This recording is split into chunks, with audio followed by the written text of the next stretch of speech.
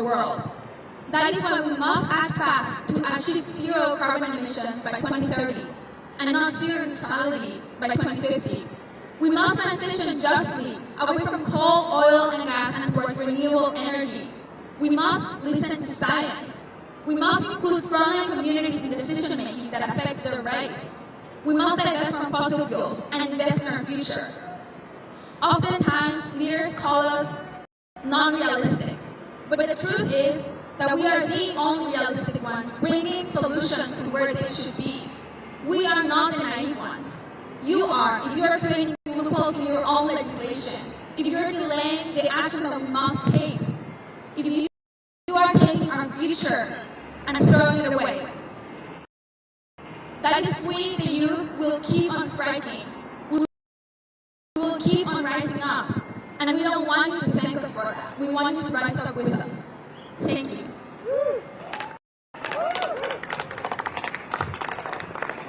Thank you so much. Now we're going to hear from Alexandria Villasenor, who is the co-founder of the U.S. Youth Climate Strike Movement. And she's also the founder of Uprising International.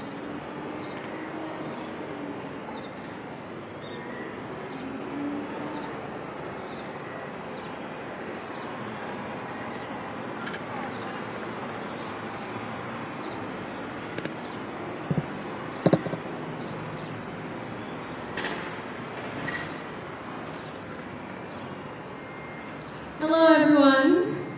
I'm really excited to be here and thank you so much for having me here today. I'm honored to be taking this symbol of both action and hope to Washington, D.C. this week, where I will be presenting it to a very special person from the Biden administration's climate team. Normally, when I make comments like this, I would focus on how we are out of time. But I think today is different, and the message I want to send with the climate clock today and my journey to Washington, D.C. is that we do still have time. We still have time to choose a better path for future generations. We still have time to decarbonize our world and protect those most vulnerable to the effects of climate change. We still have time to save so much of the precious biodiversity of our planet. And we still have time to work together and respect our shared humanity. This is the message I'm taking to the Biden administration and world leaders gathering in Washington, D.C. They will hear our demands and the message of the youth on Earth Day this year. And I can't wait for you to see the noise that we make. Thank you.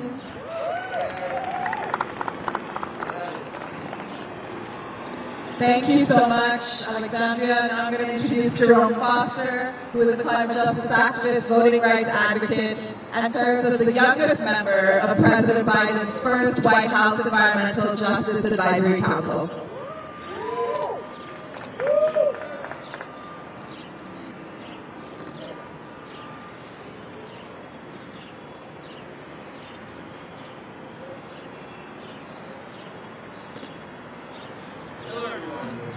My name is Jerome Foster II. I'm 18 years old, and I'm the youngest member of the White House Environmental Justice Advisory Council, part of the Biden administration.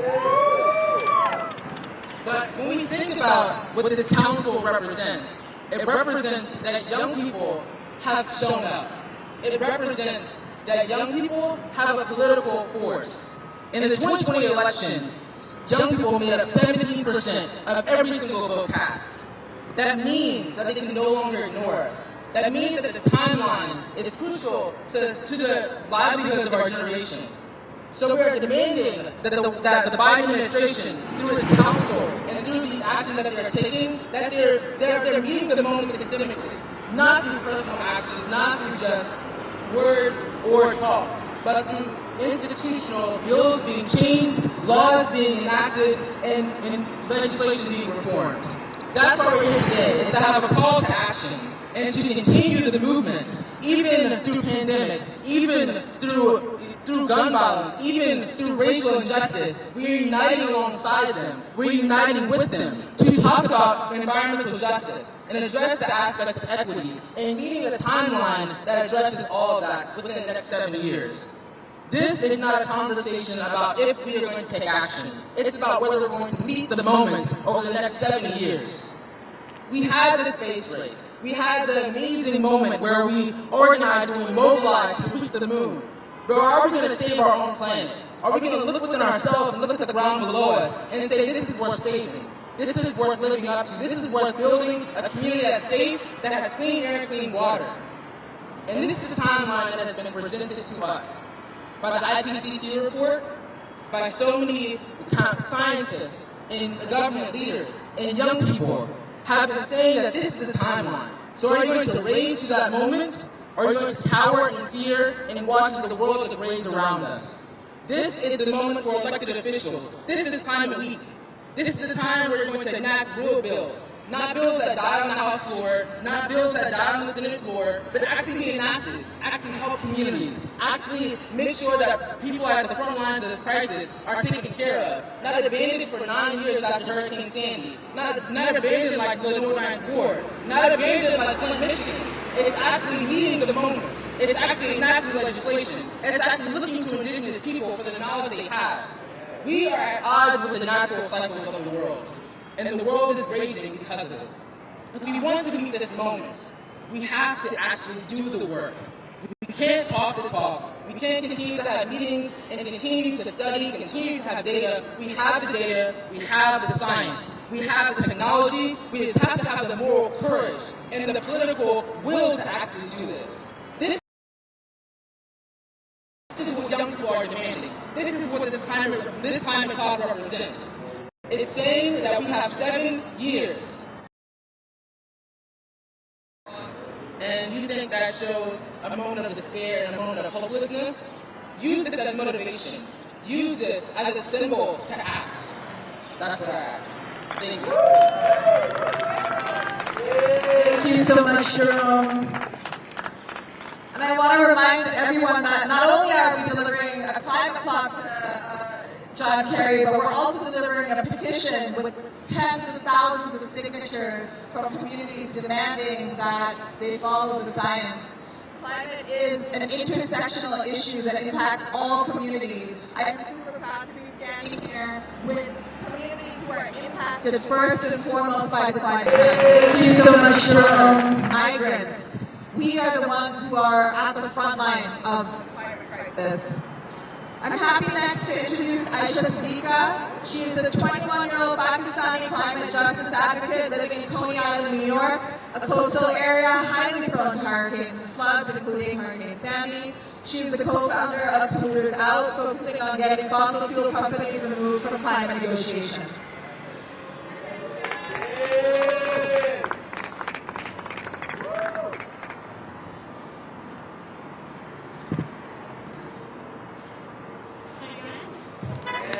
Is it working? Okay. I'm a little short. Is this good? My name is Aisha Siddiqa, and I want to tell you a little bit about myself. Some parts of this story I've never mentioned out loud in public, so bear with me if I get a little emotional. I do live in Coney Island. In 2009, my community was impacted very harshly by Hurricane Sandy. In fact, I'm going to say that we're still impacted. Houses were destroyed, people became homeless, businesses were completely flooded. And you know what? If a hurricane or a natural disaster were to occur tomorrow, the city would not be prepared. People would die again, my community would suffer again, and we're not ready. I came to this country when I was 6 years old. I come from a region in Punjab called Punjab. There for hundreds of years. And my grandmother died of polio because our water was polluted. My grandfather died of blood cancer because our water was polluted. My 6-year-old cousin died on the way to the hospital from appendicitis because we didn't have petrol to put in the motorcycle to get her to the hospital. I'm telling you this stuff right now, here, because these illnesses could have been prevented. These deaths were unnecessary, and in a first world nation like the United States, it would not have happened. By 2050, 40% of South Asia is predicted to be uninhabitable. 50 to 1 billion people are expected to become climate migrants. My work in Polluters Out is focused directly on fossil fuel. My work in the climate movement is focused directly on fossil fuel because all of those sufferings and pains, they're connected. Our resource exploitation, our insistence on taking and looting and not knowing when to stop has led to this crisis. I intend on taking this climate clock with me to the Conference of Parties in Glasgow because at this point, it's fossil fuel or bust. Fossil fuel companies have been putting money into the Conference of Parties, the same Conference of Parties that have been producing the Paris Climate Agreement, the Rio Protocol, the Kyoto Protocol. Here I stand with you and with my peers saying take action. But have we wondered why action hasn't been taken for the past 50 years? It's because fossil fuel is sponsoring our climate talks. So, my group, Polluters Out, our demands are very simple. Not a single drop of oil, not a single drop of blood influencing climate policies anymore. It's either the Conference of the Parties and the governments that take part in the United Nations sign a binding agreement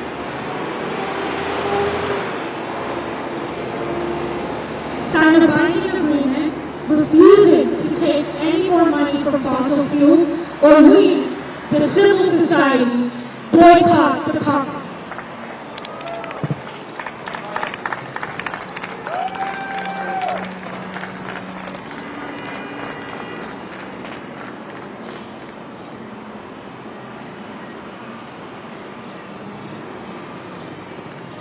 Thank you so much.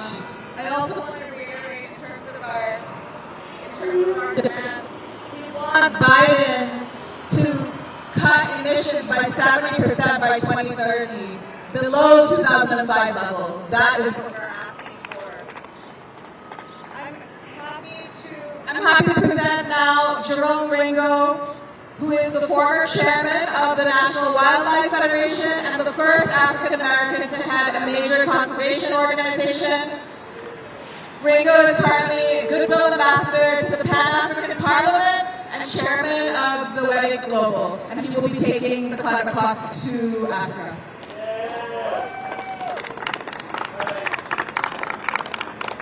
Thank you all very much for being here today. This is a very special day. I flew in last night from my home state of Louisiana, where I am an evacuee of Hurricane Katrina. I'm an evacuee of Hurricane Rita. I'm an evacuee of Hurricane Gustav, Hurricane Ike, Hurricane Laura, Hurricane Beta, and Hurricane Wilma. All are a result of the warm waters of the Gulf of Mexico and the intensity of those storms, all caused by climate change. I began some time ago in the climate movement. I was a delegate at the COP in Rio de Janeiro.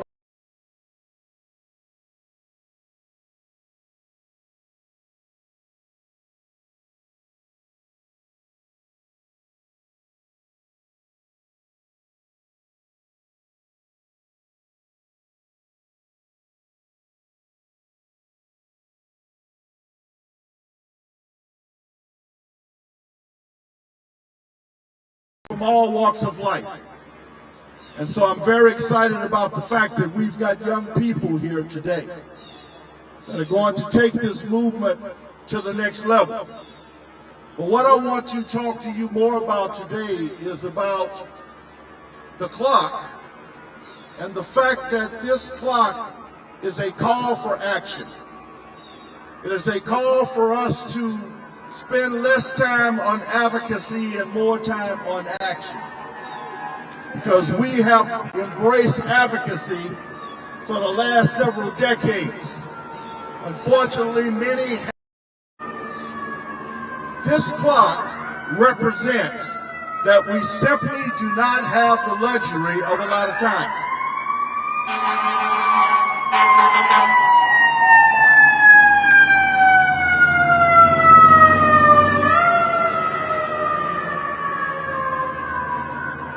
We simply do not have the luxury of a lot of time. This clock represents an end to as much advocacy, which advocacy is important, but the beginning of more action. I call it the first minute of a new day, and today is that day.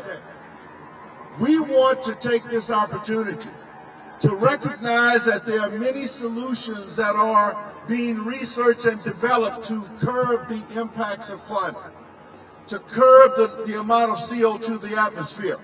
But we want to also be aware that there are solutions that are in place now, that are developed now, that simply need to be implemented and expanded throughout the world. There are now solutions. Surely we have to focus on 2030, 2035. Those are important, especially to our young people who will be the leaders of tomorrow. But we have a now problem, and we need to engage now solutions. And that's why it is important with Africa, as we go into a continent where 50% of its population are under 50 years old, that the population of Africa is going to grow in a way like we have never seen before. And we recognize that Africa discharges so much less of CO2 than the United States. We make up 4% of the world's population. We discharge 25% of the CO2 into the atmosphere, and we use 35% of the energy in the world. And with all of the CO2 we're discharging, Africa has had a decade of drought. They can't get clean water. 1.2 billion people can't get a clean glass of water right now. And it is not because of their activity to contribute to climate change. It's more of our activity to contribute to climate change. So these clocks will be taken to Africa so that the African leadership and the African people can see the sense of urgency that we recognize. We're not just part of the problem. We are the nucleus of the solution. So I will be leaving to take these clocks to Nigeria, to Ghana, and Burkina Faso, with the intent of taking them throughout the continent. But I think that a great first step, as we are very honored today to have His Excellency the ECOWAS, Economic Community of West African States, Ambassador to the United Nations here today, who represents 15 countries of Africa. Your Excellency, thank you for being here. And as a send-off, as a gesture of taking these clocks to Africa, I want to present you with a clock. Now, I'm hoping that this is the first clock to go into the United Nations. Is that true, Beverly? The ambassador will take the first clock, sit on his desk in the United Nations. This clock is an advocate. This clock is a messenger. Please, come forward. This clock sends a signal not just to the White House, but to capitals, to cities, to municipalities, to villages all over the world. And Your Excellency, on behalf of the organizers of this great event, on behalf of the people of the United States, on behalf of the advocates, the young people who have such a passion for getting this planet well, because young people, our planet is in critical condition. I want to present to you, sir, the first flock. Before I take it onto African soil, I put it on your desk at the United Nations so you are aware, and those around you are aware, of the impact and the time, the limited time we have to fix this global problem. Let's give the ambassador a hand.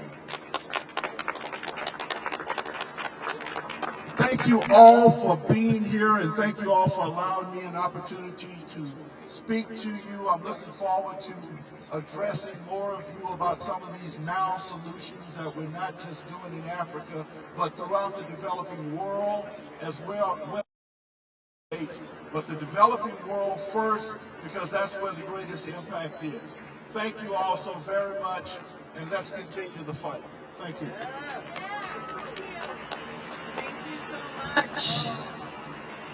Just a reminder that as we bring these clocks to world leaders, we're demanding specific things out of them. We're saying get fossil fuel money out of your meetings, out of your politics. We're saying keep fossil fuels in the ground. We're saying listen to frontline communities and the communities hit worse by the climate crisis that's happening right now. And we're saying keep it in the ground. So that concludes our speaking portion. We're going to move over to the sidewalk for a group photo with the new clocks in front of the giant clock. So you'll have an opportunity to take photos if you're with the press. And then media are welcome to have interviews, and there will be a send-off. Alexandria is our ambassador from New York to DC, and she will be riding in an electric vehicle with her parents to DC, so there will also be an opportunity to see that as well. Thank you so much for being with us.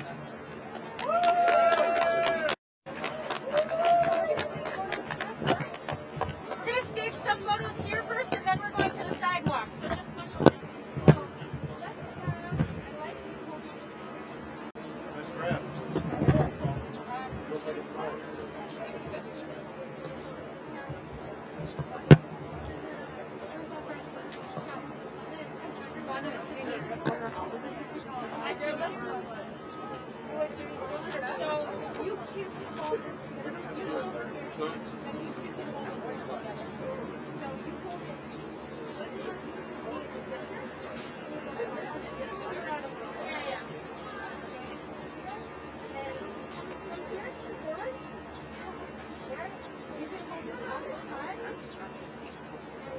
Oh, you have another one. Okay, great. So let's have. This one up high. Download up here. Yeah. And hold that one up high. Yeah. You can want it here. Okay. Ah, yes, yes. Maybe they do this. Yeah. Why don't you come over here? And then.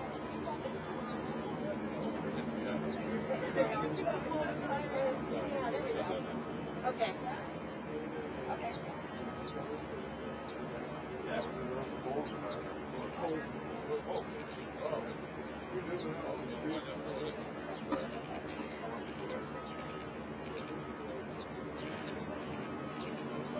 It's like 7 pounds, or I don't know how much heavy.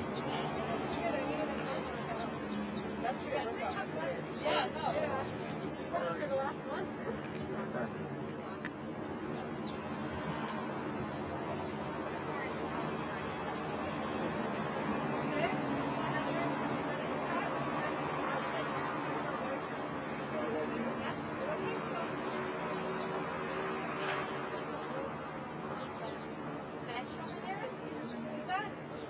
And maybe another pair on that one. Thank you so much. Do you want to put it that way?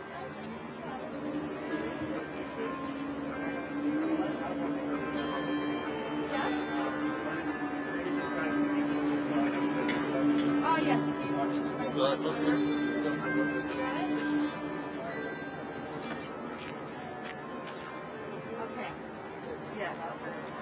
And let's have you, Jerome, move over just a little bit and a little bit back.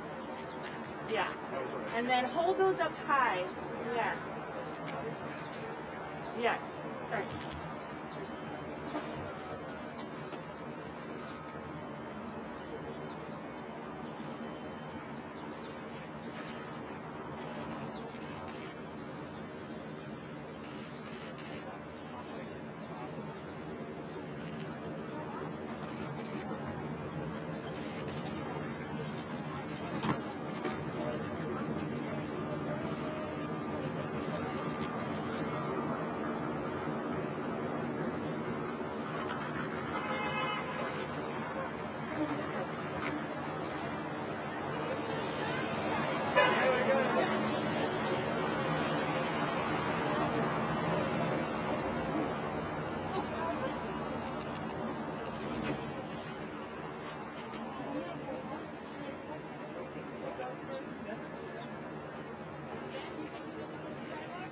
I'm gonna move it off.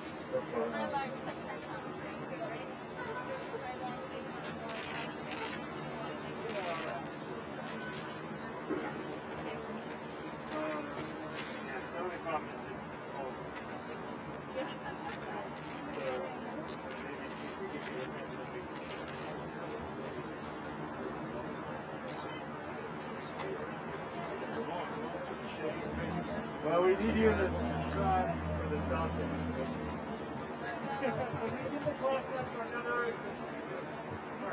Okay, you can stand here and I can stand there.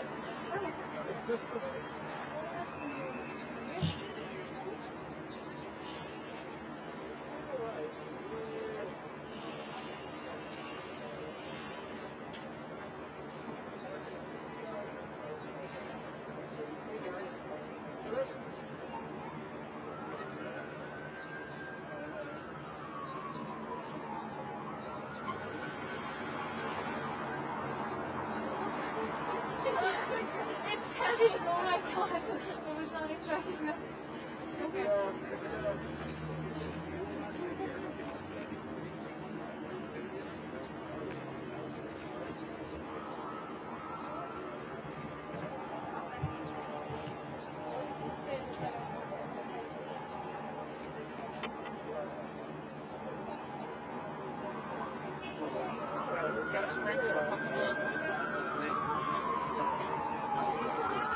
We're going to take one without the mask here.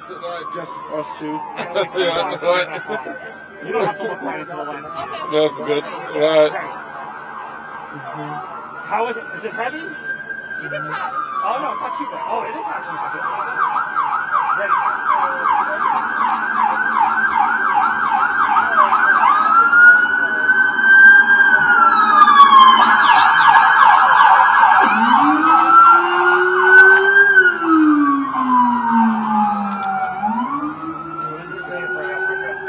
Means a lot.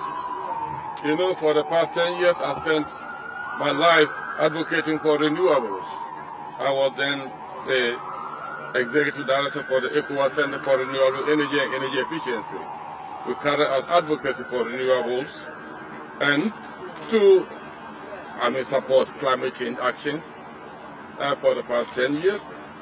In 2017, I was awarded the Green Future Leader. For this, right, that's right. So this is perfectly in line with my previous activities, and I'm always an advocate of climate change. Why? Because I grew up in Africa, and we have seen over the years the desert of Sahara engulfing a greater part of our arable lands. We have our water sources, all our water tributaries dried up, drought, unpredictable rainfall patterns, all our hydro dams drying up. So we've seen a lot of, we've got our fair share of the climate change problems. And we stand in for this, and we are with you. We know, as you mentioned, we have not actually generated enough carbon to cause any of these problems, but we are really suffering from it. And we want to be part of the solution and not just be sitting on the bench complaining of climate change. Thank you very much. Right. Right. Right, so, yeah, I think. Right. Okay. I'll see whatever it is. Perfect. Right. Africa. Yes, no, I went to San yesterday. Right. Right.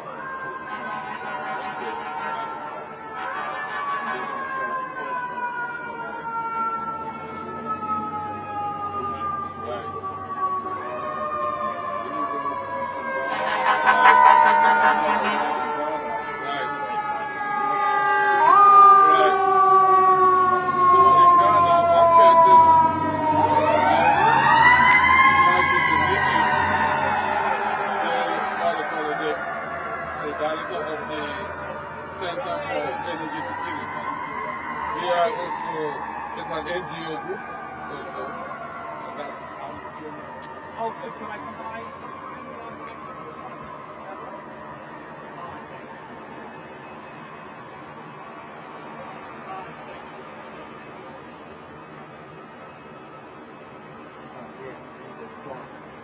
Has it changed anything yet, or is this just 40 years?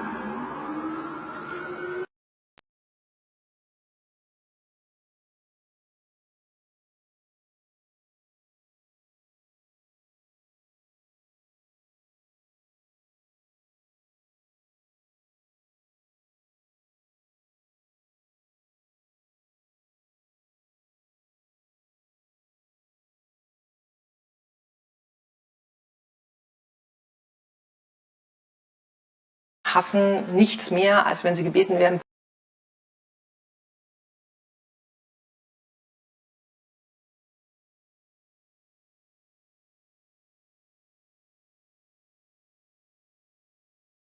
Followed the rules and followed his training?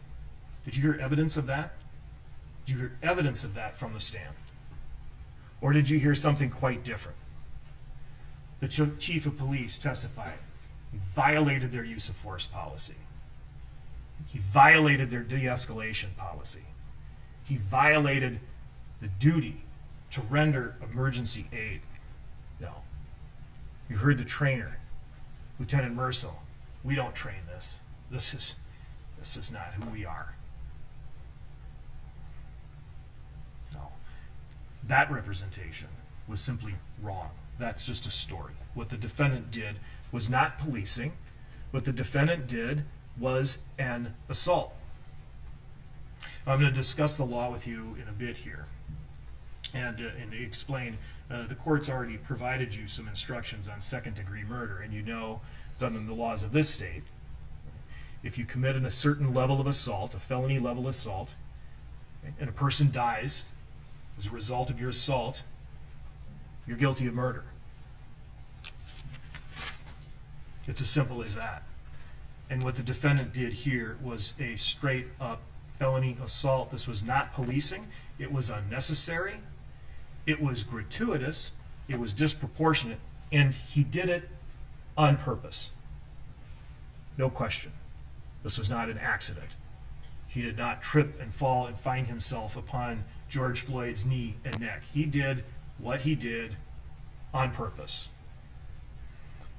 And it killed George Floyd. That force for 9 minutes and 29 seconds, that killed George Floyd. He betrayed the badge and everything it stood for. It's not how they're trained. It's not following the rules. This is not an anti-police prosecution. It's a pro-police prosecution.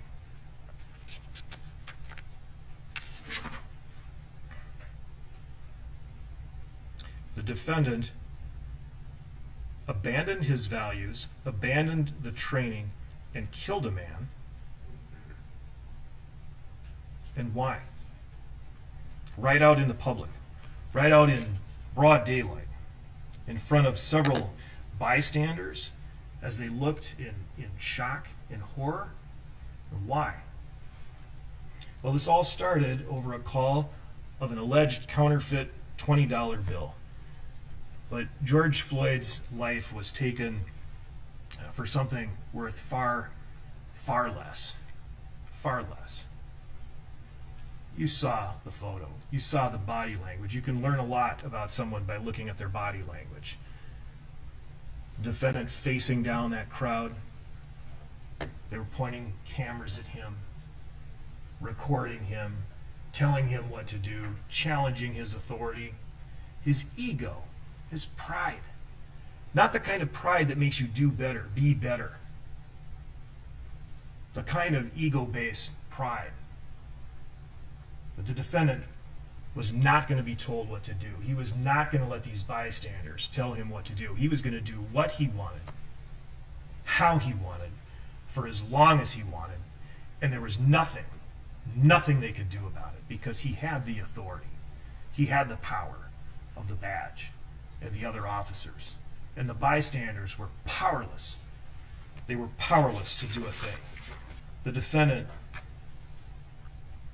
he chose pride over policing. Remember Charles McMillan, 61 years old, interesting man. Right? You remember when he testified, he had the glasses. If any of you in the front row, when he walked by, happened to notice his shoes, if you looked at his shoes, you probably saw your reflection in those shoes, right? He dressed for court like it was the most important day of his life. Interesting man. He was there. He's sort of narrating this horrific scene throughout. You hear him in the video. And he called out to George Floyd. He said, "You can't win. You can't win." And George Floyd replied, "I'm not trying to win. I'm not trying to win. I'm scared." But the defendant was trying to win. He wasn't going to be told what to do. He wasn't going to take a challenge to his authority. He was trying to win. And George Floyd paid for it with his life. Now, also need to be clear, this is not the trial of George Floyd.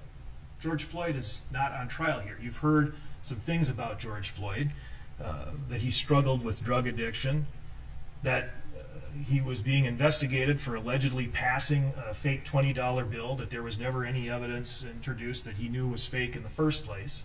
Right? But he is not on trial. He didn't get a trial when he was alive. And he is not on trial here. Defense claims that he was non-compliant. Non-compliant. Well, let's revisit what happened before the 9 minutes and 29 seconds. Before that, it's Memorial Day, right? May 25, 2020, and George Floyd is sitting in a car in the driver's seat with two friends. Now, previously he'd been in Cup Foods. He'd been in the store. He was walking. He was talking. He was breathing.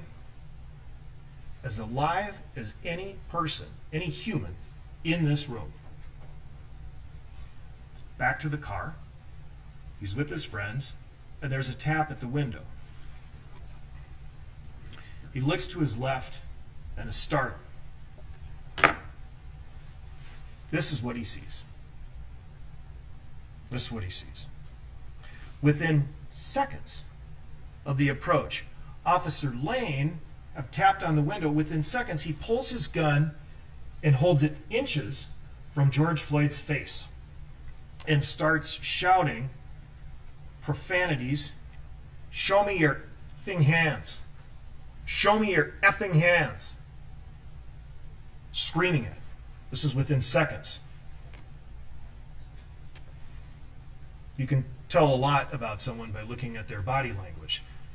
How does Mr. Floyd look in this photo? Terrified?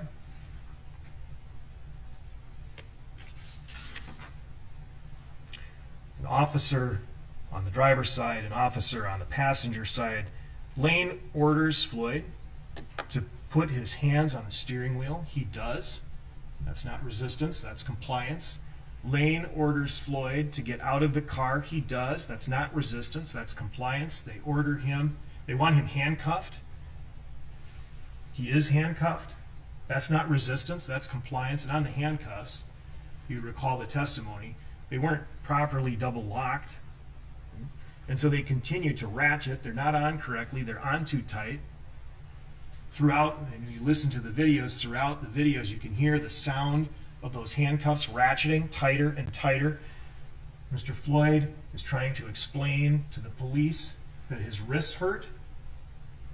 Impervious of pain. Please.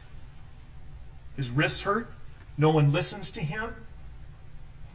But it continues.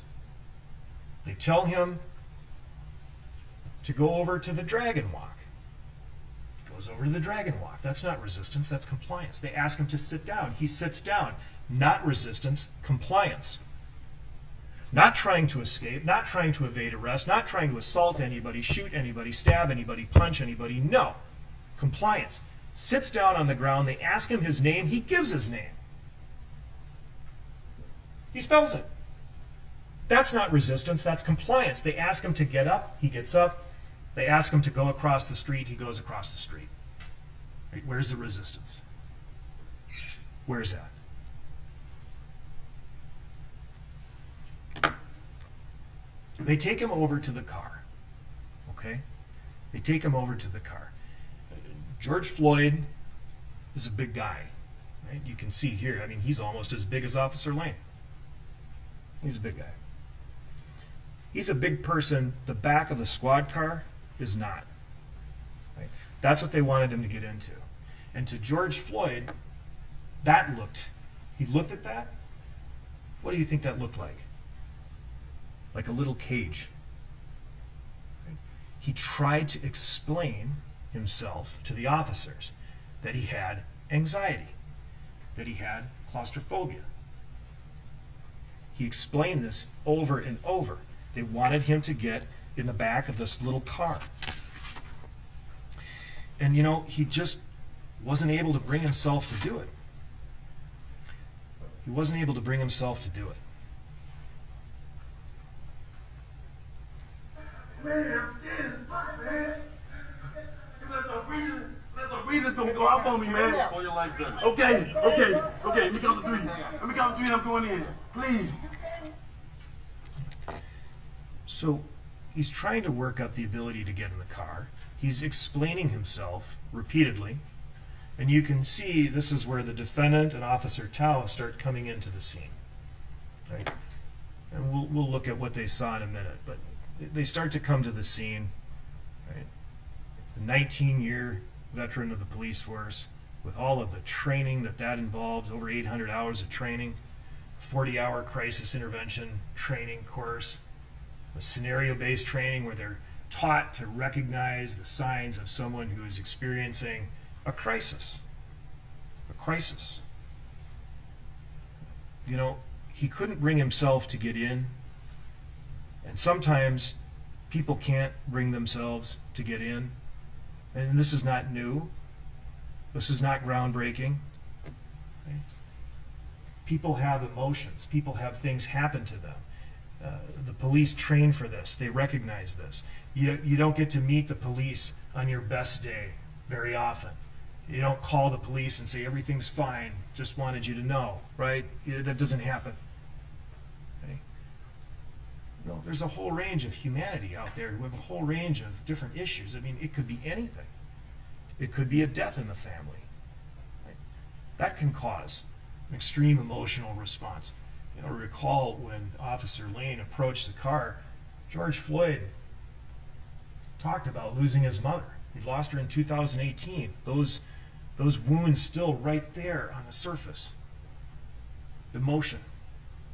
It could involve a divorce, finding bad financial news, right? Mental illness, mental health issues, like drug and alcohol abuse. All of those things can cause someone to not resist, but just not be able to bring themselves to comply at that moment, at that time. And this is nothing new. They train for it, they plan for it, they prepare for it, they have a policy on it, right? Recognizing persons in crisis. You remember Chief Arredondo took the stand. He testified that they have 4,000 calls for service for persons in crisis every single year. This is nothing new. They're there on a $20 counterfeiting charge. They train for this. They know about this. Now, George Floyd certainly had his struggles. You know that. The state put in evidence of that. Right? Courtney Ross testified that he struggled with an opioid addiction. You knew that. And this is nothing new. The difference, though, on May 25, 2020, the officers just wouldn't listen to him, wouldn't look at the signs, wouldn't recognize the signs of what they had prepared for. And a reasonable officer in the defendant's place, with all his training and all his experience, including that 40-hour crisis intervention course and a subsequent refresher course, should have known that and should have recognized it. Floyd was trying to get into the car. He was trying to work up the courage. He said he'd count to 3. But he just couldn't do it. So the defendant arrives on the scene. He surveys the scene. He saunters up to the car, and he slips on his gloves.